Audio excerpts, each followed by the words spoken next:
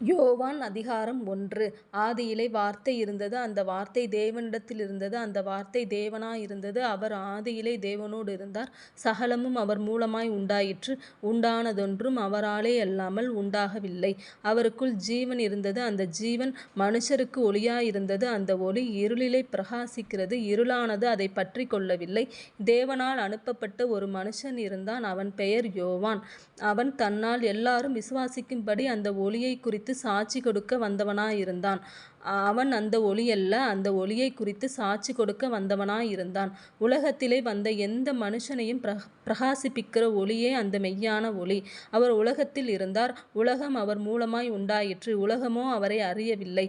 அவர் தமக்கு சொந்தமானதிலே வந்தார், அவருக்கு சொந்தமானவர்களோ அவரை ஏற்றுக்கொள்ளவில்லை. அவருடைய நாமத்தின் மேல் விசுவாசம் உள்ளவர்களாய் அவரை ஏற்றுக்கொண்டவர்கள் எத்தனை பேர்களோ அத்தனை பேர்களும் தேவனுடைய பிள்ளைகளாகும்படி அவர்களுக்கு அதிகாரம் கொடுத்தார். அவர்கள் இரத்தத்தினாலாவது மாம்ச சித்தத்தினாலாவது புருஷனுடைய சித்தத்தினாலாவது பிறவாமல் தேவனாலே பிறந்தவர்கள். அந்த வார்த்தை மாம்சமாகி கிருபையினாலும் சத்தியத்தினாலும் நிறைந்தவராய் நமக்குள்ளே வாசம் பண்ணினார். அவருடைய மகிமையை கண்டோம், அது பிதாவுக்கு ஒரே பேரானவருடைய மகிமைக்கு ஏற்ற மகிமையாகவே இருந்தது. யோவான் அவரை குறித்து சாட்சி கொடுத்து, எனக்கு பின் வருகிறவர் எனக்கு முன்னிருந்தவர், ஆகையால் அவர் என்னிலும் மேன்மையுள்ளவர் என்று நான் சொல்லி இருந்தேனே, அவர் இவர்தான் என்று சத்தமிட்டு கூறினான். அவருடைய பரிபூரணத்தினால் நாம் எல்லாரும் கிருபையின் மேல் கிருபை பெற்றோம். எப்படியெனில் நியாயப்பிரமாணம் மோசேயின் மூலமாய் கொடுக்கப்பட்டது, கிருபையும் சத்தியமும் இயேசு கிறிஸ்துவின் மூலமாய் உண்டாயின. தேவனை ஒருவனும் ஒரு காலும் கண்டதில்லை. பிதாவின் மடியில் இருக்கிற ஒரே பேரான குமாரனே அவரை வெளிப்படுத்தினார். எருசலேமிலிருந்து யூதர்கள் ஆசாரியரையும் லேவியரையும் யோவானிடத்தில் அனுப்பி, நீர் யார் என்று கேட்டபொழுது அவன் மறுதலியாமல் அறிக்கையிட்டதுமன்றி, நான் கிறிஸ்து அல்ல என்றும் அறிக்கையிட்டான்.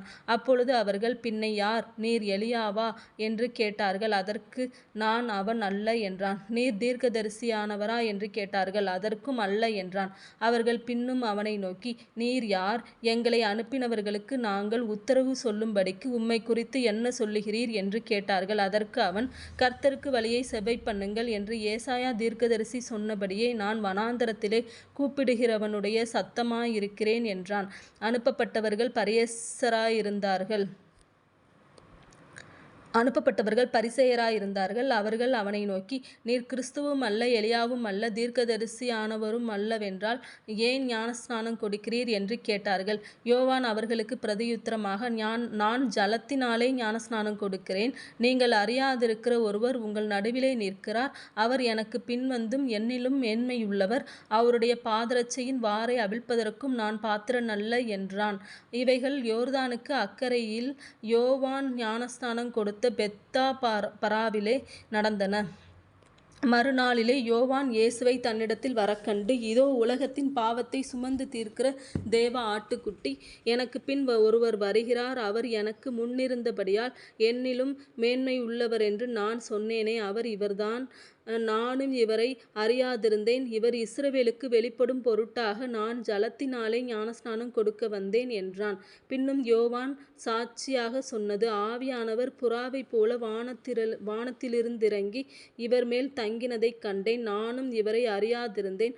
ஆனாலும் ஜலத்தினால் ஞானஸ்நானம் கொடுக்கும்படி என்னை அனுப்பினவர் ஆவியானவர் இறங்கி யார் மேல் தங்குவதை நீ காண்பாயோ, அவரே பரிசுத்த ஆவியினால் ஞானஸ்நானம் கொடுக்கிறவர் என்று எனக்கு சொல்லியிருந்தார்.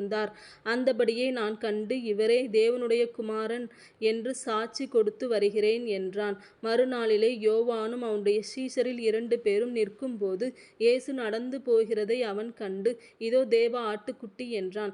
அவன் அப்படி சொன்னதை அவ்விரண்டு சீஷரும் கேட்டு இயேசுவுக்கு பின் சென்றார்கள். இயேசு திரும்பி அவர்கள் பின் செல்கிறதைக் கண்டு, என்ன தேடுகிறீர்கள் என்றார். அதற்கு அவர்கள், ரபி, நீர் எங்கே தங்கி இருக்கிறீர் என்று கேட்டார்கள். ரபி என்பதற்கு போதகரே என்று அர்த்தமாம். அவர் வந்து பாருங்கள் என்றார். அவர்கள் வந்து அவர் தங்கியிருந்த இடத்தைக் கண்டு அன்றைய தினம் அவரிடத்தில் தங்கினார்கள். அப்பொழுது ஏறக்குறைய 10 மணி வேளையாயிருந்தது. யோவான் சொன்னதைக் கேட்டு அவருக்குப் பின் சென்ற 2 பேரில் ஒருவன் சீமோன் பேதுருவின் சகோதரனாகிய அந்திரேயா என்பவன். அவன் முதலாவது தன் சகோதரனாகிய சீமோனைக் கண்டு மேசியாவைக் கண்டோம் என்று சொன்னான். மேசியா என்பதற்குக் கிறிஸ்து என்று அர்த்தமாம். பின்பு அவனை இயேசுவினிடத்தில் கூட்டிக் கொண்டு வந்தான். இயேசு அவனைப் பார்த்து, நீ யோனாவின் மகனாகிய சீமோன், நீ கேபா என்னப்படுவாய் என்றார். கேபா என்பதற்குப் பேதுரு என்று அர்த்தமாம். மறுநாளிலே இயேசு கலிலேயாவுக்குப் போக மனதாயிருந்து பிலிப்புவைக் கண்டு, நீ எனக்குப் பின் சென்று வா என்றார்.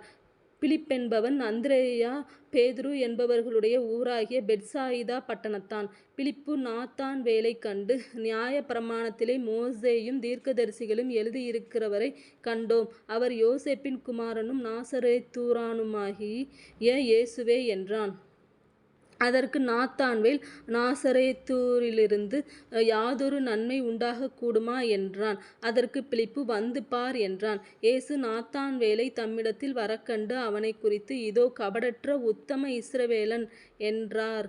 அதற்கு நாத்தான்வேல், நீர் என்னை எப்படி அறிவீர் என்றான். இயேசு அவனை நோக்கி, பிலிப்பு உன்னை அழைக்கிறதற்கு முன்னே நீ அத்திமரத்தின் கீழிருக்கும்போது உன்னைக் கண்டேன் என்றார். அதற்கு நாத்தான்வேல், ரபி, நீர் தேவனுடைய குமாரன், நீர் இஸ்ரவேலின் ராஜா என்றான். இயேசு அவனுக்குப் பிரதியுத்தரமாக, அத்திமரத்தின் கீழே உன்னைக் கண்டேன் என்று நான் உனக்குச் சொன்னதினாலேயா விசுவாசிக்கிறாய்? இதிலும் பெரிதானவைகளைக் காண்பாய் என்றார். பின்னும் அவர் அவனை நோக்கி, வானம் திறந்திருக்கிறதையும் தேவதூதர்கள் மனுஷகுமாரனிடத்திலிருந்து ஏறுகிறதையும் இறங்குகிறதையும் நீங்கள் இதுமுதல் காண்பீர்கள் என்று மெய்யாகவே மெய்யாகவே உங்களுக்குச் சொல்லுகிறேன் என்றார்.